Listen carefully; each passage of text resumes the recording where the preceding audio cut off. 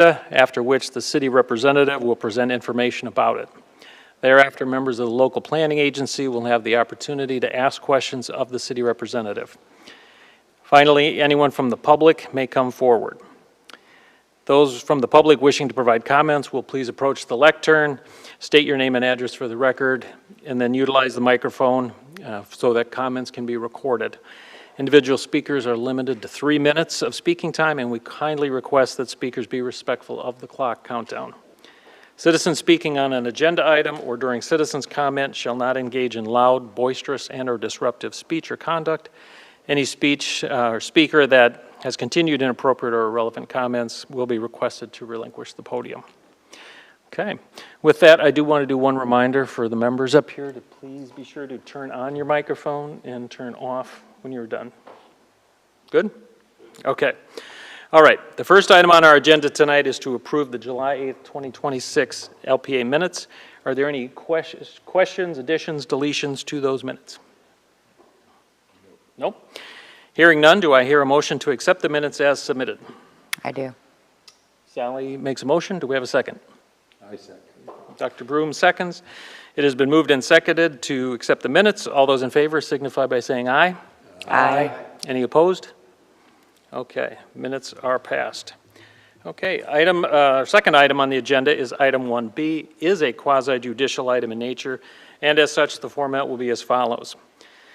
While the local planning agency is not a quasi-judicial board and therefore has no final decision-making power, our procedures for quasi-judicial items will be structured in a quasi-judicial manner. The commission will be the ultimate quasi-judicial decision-making authority. The process will be as follows. I will introduce each item, after which the city representative will present information about it.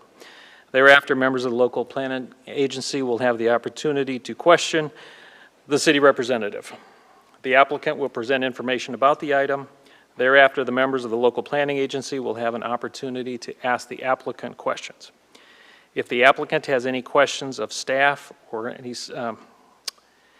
we ask that those be addressed to the board. Finally, anyone from the public may come forward.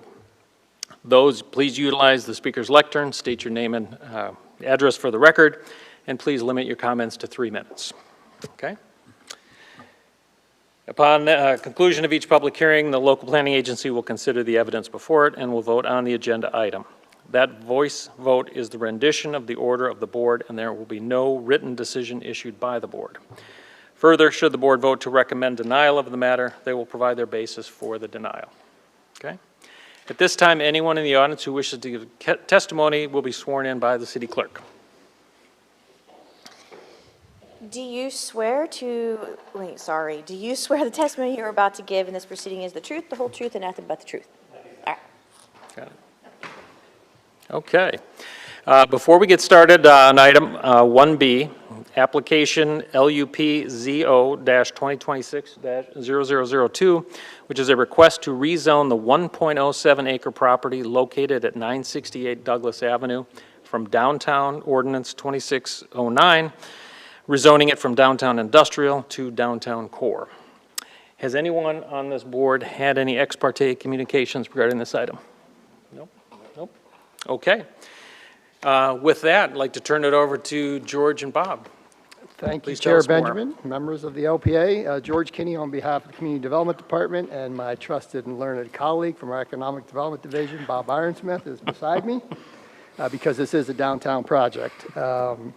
So I have a very brief presentation, a couple of slides, and then we're happy to answer any questions at the end. As noted by the board chair, let's see if our PowerPoint's going to come up here. As noted by the board chair, this is a request for rezoning at 968 Douglas Avenue. The applicant is Mazis Development. The property size is approximately 1.07 acres. Looks like it's coming up now. I do have a little map to the left so you can see the location of the property. It's sandwiched between Douglas Avenue and the Pinellas Trail, just south of Skinner Boulevard. And in the lower right-hand side, you can see a rendering of the project. One of the things the LPA might be wondering is why didn't we see this in the form of a design review? And it's because the current zoning of downtown industrial does not require it. So But however, to do the retail, as you'll see, is going to be proposed as part of this project today, the applicant's rezoning the property to downtown core, which is, as you'll see through the presentation, is encouraged by the city. Just a little bit by way of background. Again, it's a little bit more than an acre in size, located about 150 feet south of Skinner Boulevard. The owner applicant is redeveloping the property as the Douglas Parking Center, a structured parking facility, which will be providing 318 parking spaces to serve the Main Street Exchange project and downtown Dunedin. There is approximately 25,000 square feet of ground floor retail proposed along Douglas Avenue, with a small portion oriented against the Pinellas Trail. As you can see from the third bullet, because the current downtown industrial zoning designation does not permit retail and similar commercial uses, the applicant is requesting to rezone to downtown core. And I would note that's downtown core street type C, as in cat. From a land use plan perspective, there's absolutely no change as part of this request. The land use is activity center, and that land use does support what is being proposed, including both the parking facility and the retail uses. It's also consistent with all of our other relevant planning documents, including the CRA master plan, the countywide rules, and our comprehensive plan.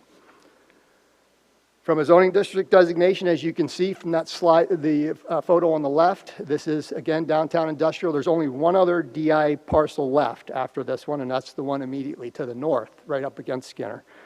So when that project decides to develop, that'll likely go to downtown core as well.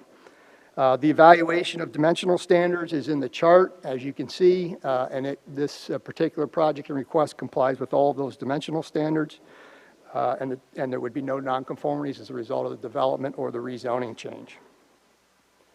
So very quickly, the staff recommendation, we are recommending approval of Ordinance 2609 to change the zoning district designation of the property to downtown industrial, or from downtown industrial to downtown core, street type C on the city's official zoning map. And with that, I'll kind of turn it over to Bob to maybe offer a few comments on the economic development side, and then we'll be happy to answer any questions you might have. Certainly, good job, George. It's Bob Ironsmith, Economic Development and CRA Director. This is consistent with what our vision was many years ago. You know, Douglas, for a long period of time, was something that was not an activity center. You know, we went into a development agreement and a partnership with the Artisan. We got that going. Other businesses came on board, such as Jensen's and Carver, and we have the Coastal Vet, and the whole corridor has changed. Our goal always was not to be just very long and linear, east and west. We wanted to go north and south, and this is kind of a great piece for us. If you remember, this was the Artisan, but for a long period of time, it was just really storage of boats, cars, RV. We did something creative.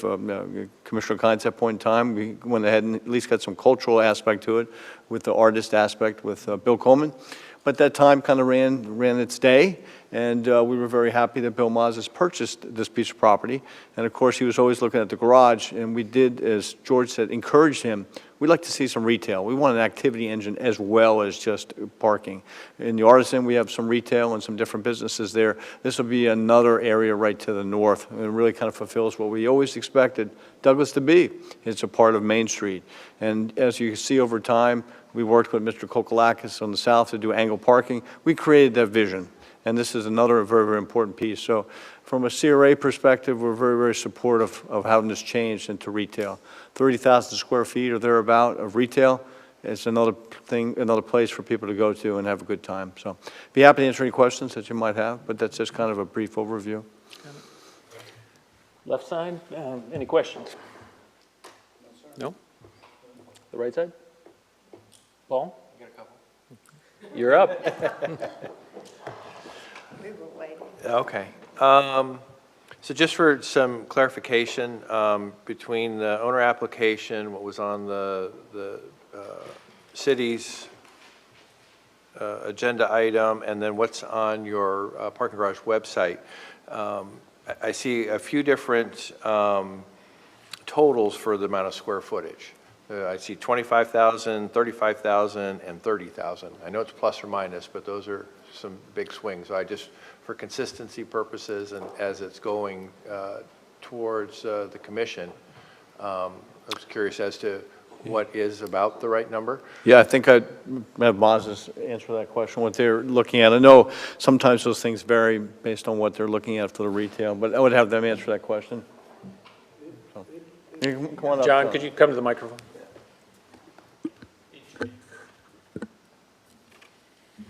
John Pentazis, 320 Causeway Boulevard.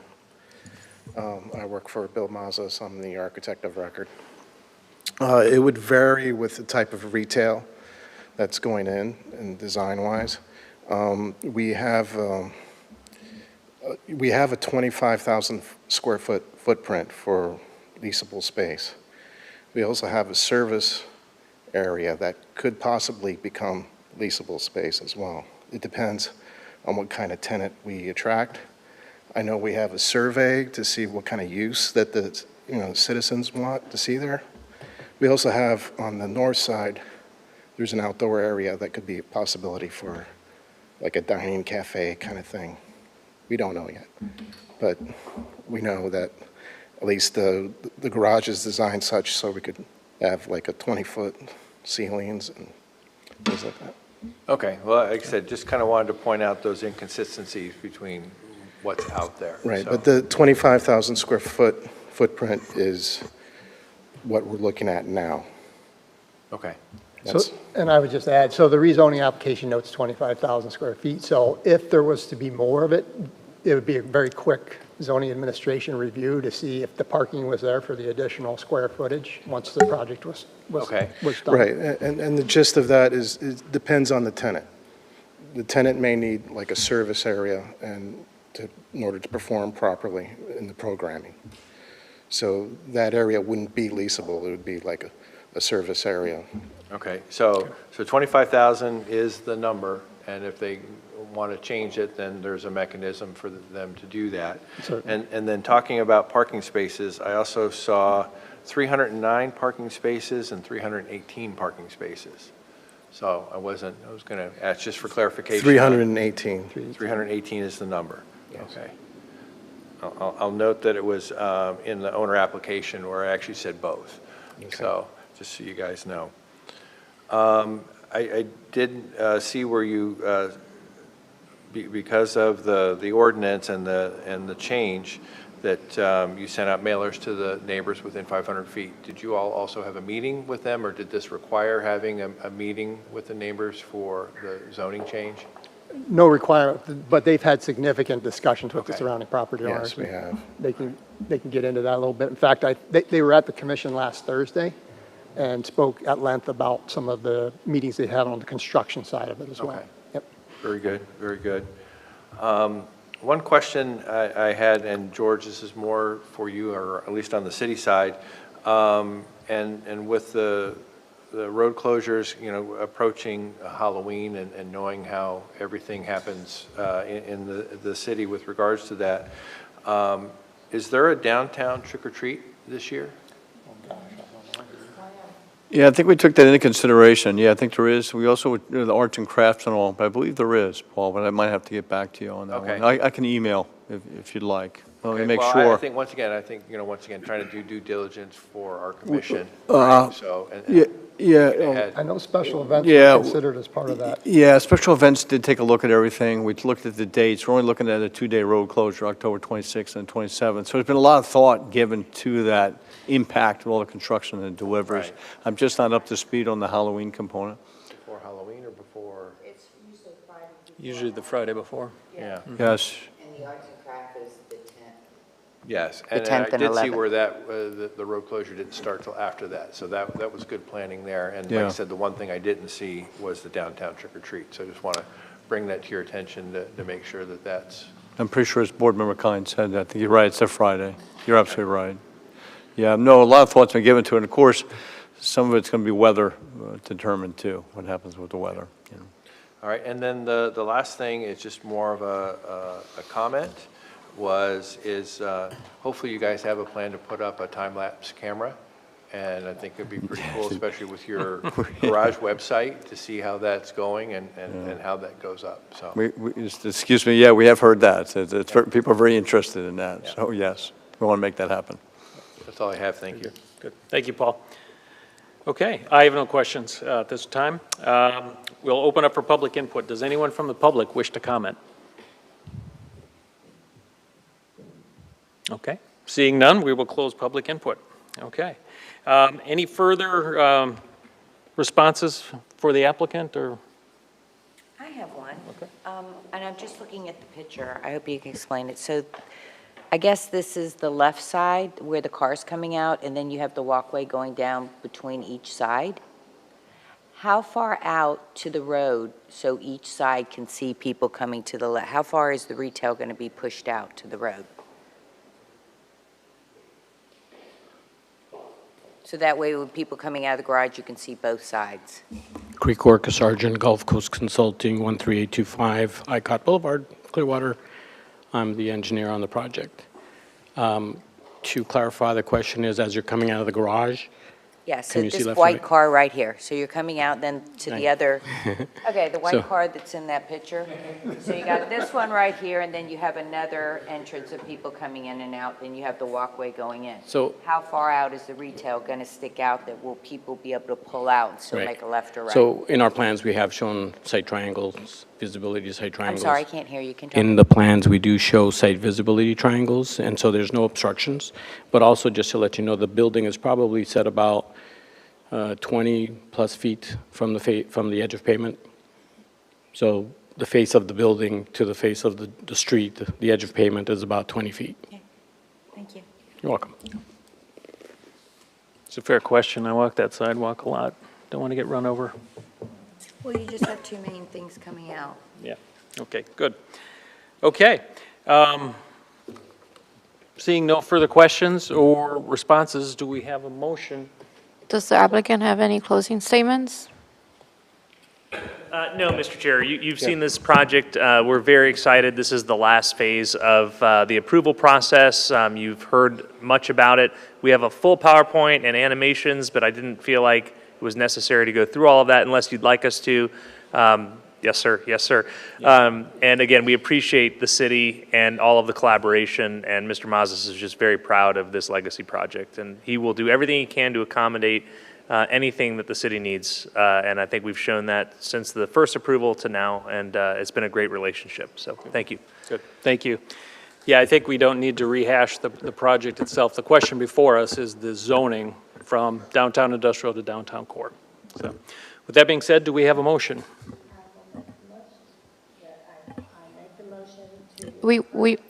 So we already addressed public input. Yeah, that is correct. Yeah. Yes. You may proceed. You may proceed. I didn't turn myself on. I make the motion to approve the change of this 1.07 acre property from the zoning of downtown industrial to downtown core. Do we have a second? I will second that. All seconds. Okay. All in favor of the motion signify by saying aye. Aye. Any opposed to the motion? Nope. Seeing none, the motion approves to go forward to the commission. Congratulations and good luck with the project. Thank you. Thank you. Okay. Our next item on the agenda is the recommendation to address our members on the local planning agency. We have one vacancy, correct, Heather, right now? So our first order of business would be to advance Tim Young as alternate number 1. So it would normally fall to him to come up to the board full-time at this time. And that would be, and then in the future, Sylvia Sekas is currently in the number 2 position, so she would move to the number 1 position. Correct. Okay? So if everybody is, any questions or any discussion on that? Anybody? Good? No? Okay. Tim, would you like to make a statement? You're here. Oh, he's here, we can't say anything. Tim, do you have any problems serving full-time? I've already spoken with them and thrown my name in the hat, so absolutely not. I'm thrilled to be part of the group Okay. here. Okay. To make it official then, do we have a motion to advance Tim Young to full-time on the LPA? Aye, yes. Sally motions, Deborah seconds. All in favor, say aye. Aye. Aye. Any opposed? Okay. Seeing none opposed, motion goes forward. Congratulations, Tim, and welcome to the board full-time. Thank you. Thank you. And Sylvia will move up to number 1. So now we're going to need to replace our number 2 alternate, and we have some candidates for that. and hopefully everybody had a chance to look at the information. Do we have any of the candidates here tonight? Okay. Yeah, would you like to come up and give us 3 minutes, tell us what we should know? Hi, good evening. I'm Caitlin Hembry. Sorry, I didn't realize I was going to be speaking in front of you guys. So I'm a real estate broker. I have been for about 6 years now. Yes. Can you state your name and your address? Yes. Oh, yeah, I'm sorry. It's Caitlin Hembry, 2679 Saddlewood Lane. Thank you. So I am kind of new to the area. I love Dunedin. It's so special to me. I really value this town, this city. It's very special to me personally. So I feel like I would love to volunteer my time to help preserve this community, and I also value, balance-based decision-making and things like that as far as the community and everything. So I don't really know what else to tell you guys, but I do have a good amount of education in like what we were just heard just now with the zoning and things like that. It's what I went to school for and everything. So, I do have some knowledge about that. And I would love to be able to help the city and the town in any way that I can. So that's pretty much it. Okay. Any questions for Caitlin? Have you been on any other committees, Caitlin? No, I'll be honest with you, I have not. I have not served in a capacity like this before. And how long have you been in Dunedin? 1 year. Okay. Yeah. Caitlin, I saw in your application it said you're not a resident of Dunedin. So Yeah, I know. The crazy thing is, so I'm actively trying to be a resident here. As I stated before, I am a real estate broker, and I'm trying to purchase a home here. I haven't found the right one yet, but this is where I choose to live. But right now, I am renting a place in Palm Harbor, but it's just for the time being. Okay. Yep. Okay. Thank you for clarifying that. Yep. Good. Laura, question. Do we have any residency requirements for this board? Yeah, I'm looking at that right now, under your code. There's something involved, because when we brought Sylvie in as an alternate as well, I know there was an issue because she's Clearwater Beach. You were involved in that, correct? Yeah, she had resident or business Business owner. owner, yeah. It's not just limited to residency, but Correct. business owner, but yeah. Okay. Where's your business Clearwater. located? Okay. I mean, I do service this area, but Yeah. technically my business address is Clearwater. Okay. Got any questions? Deborah, James? Welcome when you get to Dunedin, welcome. Thank you. It sounds like you're going to be a wonderful person to start being on these boards.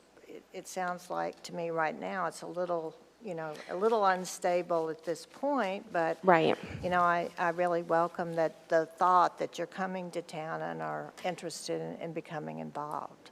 Thank you. Yeah, I would just echo that. I think it's great, especially with your background. Housing is really important to our community. We've got Right. a lot of needs. We've got a lot of opportunities in this community. And that kind of expertise is helpful in working with the city. Right. Yeah. But I do think it may be premature at this point until you become a resident. Until I become a resident. Yeah, I definitely understand that. And I appreciate that fact as well. I completely agree and understand, so. Yeah, definitely appreciate the initiative and getting involved. Thank It's a you. wonderful place here. Yeah. Okay. All right. Good. So I would recommend just stay in touch with the city clerk. Absolutely. And Exactly. That's what I was just getting ready to say. Okay. There's so many boards and committees, and once you're here, Right. yeah, there's plenty Okay. of vacancies. Okay, Yeah. awesome. Well, thank Wonderful. you. Thank you for your time. I appreciate it. Thank Wonderful. you. Thanks. Thank you, Caitlin. Now, with that, with the boards and committees, do all the boards and committees have a residency or business requirement? Or is it just They're some? gonna have some form of residency or business ownership Okay. requirement one or within the the other. city. Yep. Sometimes it's like in your code, sometimes it's like part of the rules that you adopt as a board, but it's likely or not gonna have to be either residency or business or one of them, The yeah. only exception I'm aware of is the ARC, the Architectural Review Committee. Okay. Because they're specialized, so I know that we do have some, the rules for the ARC allow for outside folks, because we wouldn't be able to fill those spots Right. anyway. Okay. Okay. But like Laura said, the Yeah, rules are yeah. set up that way. Okay. Gotcha. just wa- Especially a local planning agency, it makes, it's kind of logical Yeah, that you will no, have that makes some. sense. I just didn't know if there was something else that it seems that she wants to be involved, if there was a Yeah, different absolutely. committee. Now that we have her application, I can speak with Absolutely. Michelle and we can run through each board and maybe And direct find them. some options for her. Yeah. Yeah, When she we have just, somebody that wants to volunteer, I'd love to take Yeah, advantage of I that, know. right? So. You don't get that Gotta add often, on. so, yeah. Michelle just sent me a list of all the vacancies, and there's a lot to work with, so. There is. So take a look at everything there, and if you need it updated, anybody can help you within the city building, of course. Good. Okay, so a quick update on the candidate list. Sharon Herman, Heather, correct me if I'm wrong, but she is pulled out at this time. Yes. Yeah, she's currently on the City Finance Committee Correct. as well, so, yeah, there's a lot going on there. And then Daniel Massaro's on here twice, but it looks like we've got 4 candidates: Daniel Massaro, Larry Gerson, John Shine, and Jeremy Reynolds. Okay? Does I'll make, anyone have any comments or questions on any of these 4? I'll make a motion for Dan Massaro. Okay, and I will second that Second that? motion. Yeah, he's the architect and. right, Architect. Yeah, Then we have you do big development, and then we have an architect, and we have, we're. Yeah, some good Just skills. building our base of, knowledge agreed, on the board. agreed. I think I agree. Okay, so we have a motion for Dan Massaro, it's seconded by Paul. All in favor, vote by, or signify by saying aye. Aye. Aye. Any opposed? No, okay. Dan Massaro moves forward as our recommendation for alternative number 2. Okay, sounds good, Okay. thank you. And with that, we can adjourn the meeting. Thank you. All right, we're adjourned at, all right, thanks, everybody.